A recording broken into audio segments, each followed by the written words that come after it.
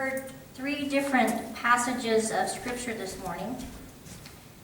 One from the Psalms in our call to worship, another from the Hebrew Scripture, Genesis chapter 3, and a third from the Gospel of Matthew chapter 7.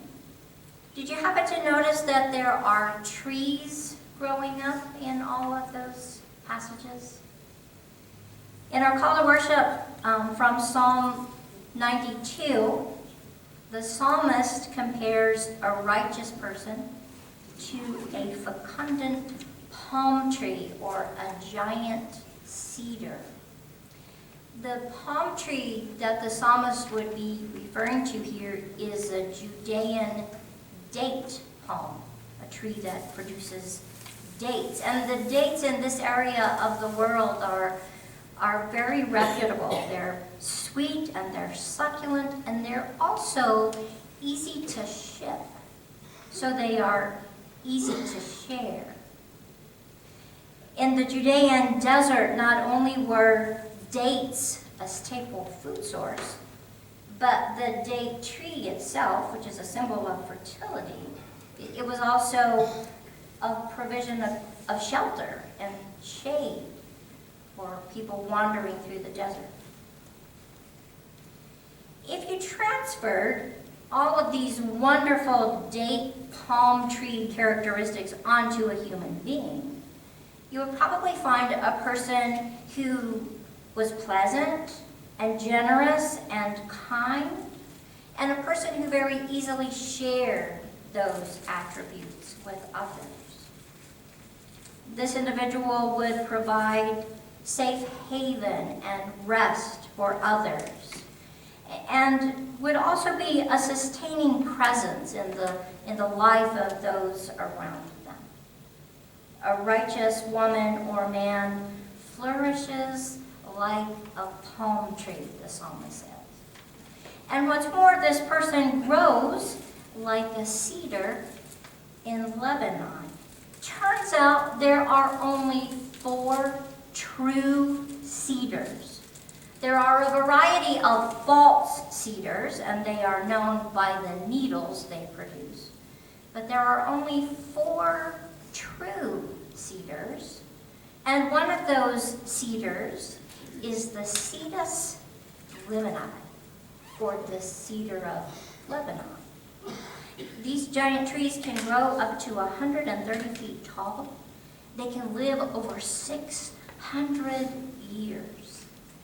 Distinctive to this particular drought-tolerant tree is its massive trunk that often separates into several other trunks in the same tree.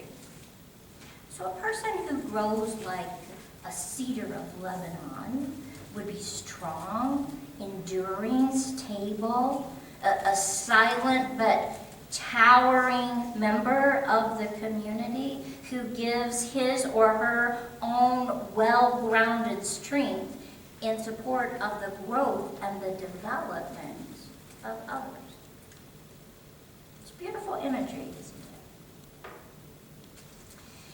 it? In the passage from Genesis, we heard about another tree. We heard that ancient story about a tree and a woman and a serpent.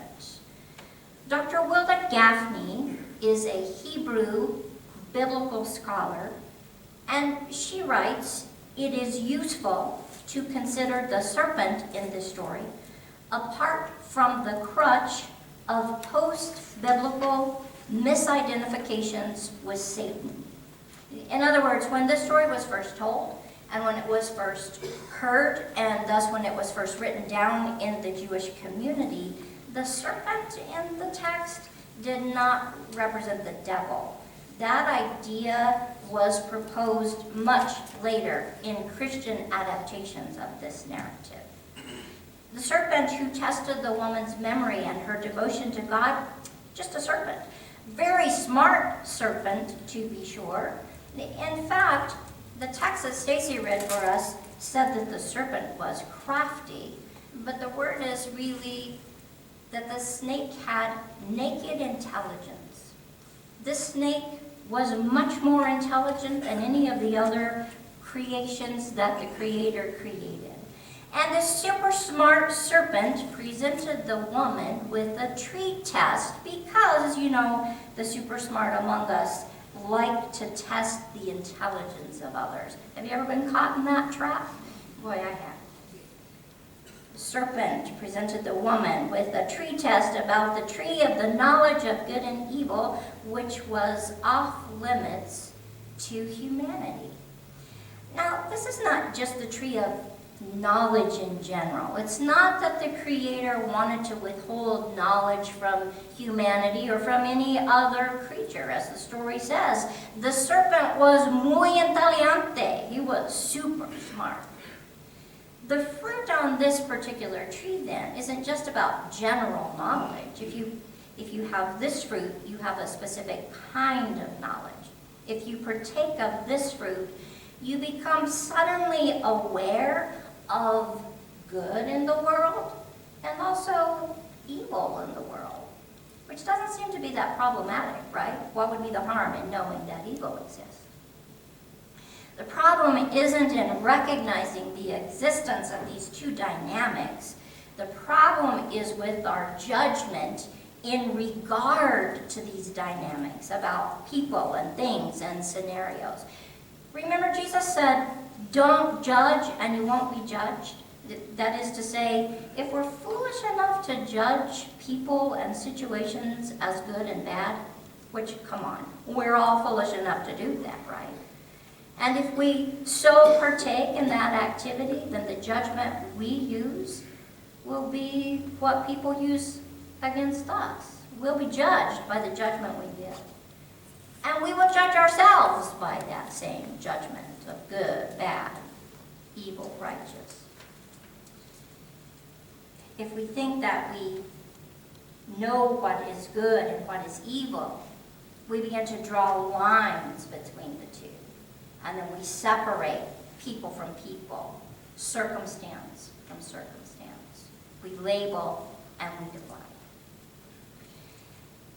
There's always more to the substance of things than we are inclined to take the time to question. But once we eat from this tree that propagates judgment, we can't help but separate and divide.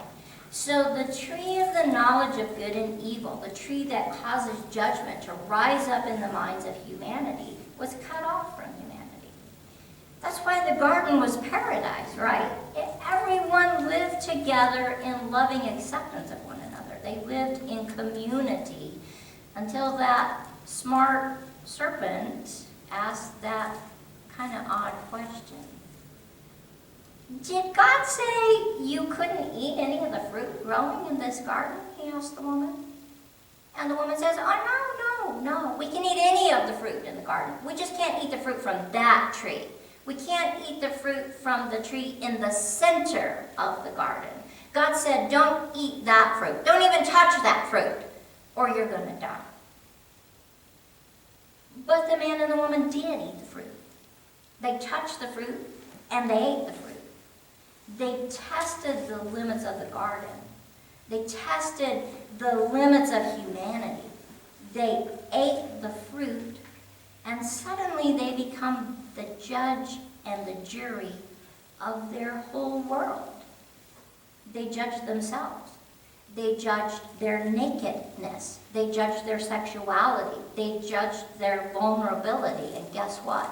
They found it was all bad. It was all evil. Where before there had been no shame, now they judged themselves to be shameful. Of course, as we all do, they tried to cover up that judgment of things the best they could, but the judgment had already passed. The harmony of the garden was already disrupted. The man and the woman then were cut off from its life-giving shelter, its life-giving food, its life-giving community. The trees in our reading from Matthew's Gospel designate character. As Dr. Gaffney says, we can know a tree, a person, a love, a theology by its fruits. So, rather than focus on the outward appearance of someone or something, we should examine the fruit. But our judgment isn't necessary here, because each person, each thing, each situation will disclose its character by what it leaves in its wake. Or, as Jesus says in the passage, by their fruits you will know them. Are grapes gathered from thorns, he asked? Are thistles gathered from figs? The obvious answer here is no. Each plant produces according to its own genus. I don't have to judge if a plant is a thistle or a fig. The fruit it bears is going to make that very clear to me. Likewise, I can know a person's character by his or her fruit. A false character produces false fruit. And just like the man and the woman in the story of the garden, a person of false character might very well try to cover himself and hide what he doesn't want us to see. But the fruit of his life will speak the truth about his falseness. A good tree, on the other hand, a tree that is true to its nature, for instance, a true cedar, like the cedars of Lebanon, a true tree bears true fruit. And so does a true man or woman, like the righteous persons spoken about in Psalm 92. They provide sustenance. They give shelter and rest. They grow community, and they stabilize harmonious life. They flourish like a fertile palm tree. They grow tall and strong like a true cedar of Lebanon. A true tree bears true fruit. And guess what? You can't cover that up either. So here we are, in the midst of all these trees. And as we look into their foliage, we are left to wonder, what kind of tree are we? As I said last week, Lent calls us to this liminal space of transition and of growth, a place of discernment and decision-making. We're drawn into this place to consider who we are and who God calls us to be, and how we will walk through this liminal space, this liminal doorway space of life into what is awaiting us on the other side. This morning, then, we consider our actions and our inactions alongside these trees that we are discussing. The fertile, life-nourishing palm tree, the strong, community-supporting cedar tree, that tree of the knowledge of good and evil, that once we partake in it, it calls forth judgment within us. It pins us to our shame, and it fosters discord with God and humanity. We talked about the false tree that bears false fruit, and the true tree that bears true fruit. So I want to suggest that we stay here with these trees for a while, perhaps even for the remainder of Lent. What if we stay here and kind of, ponder the shade that we project? Let's check out the sturdiness of the trunk that we are growing on. Let's observe the branches that we have formed. Just how strong are they anyway?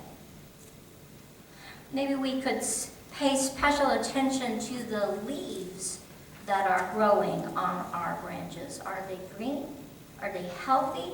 Do they synthesize the light of Christ, drawing in and generating more and more life within us? Or are the leaves hanging on our branches brown and withered because they are chewed up by parasites, so they're ready to fall to the ground? And to be certain, we will want to harvest some of the fruit that we bear. We need to taste it for ourselves. Is it sweet and nourishing? Is it good food to share? Food that is good to support a loving community? Or is it the fruit of judgment that we offer to others? The tart food of falseness, the produce of separation and division. What kind of tree is it that you are raising up in the world? How do you grow in the Creator's garden? Whatever it is that you might have planted thus far, my prayer is that all the growth that occurs from now on will be guided in you by the God who restores us to our intended purpose of fruitful and delicious love. In Christ our Lord. Amen and amen.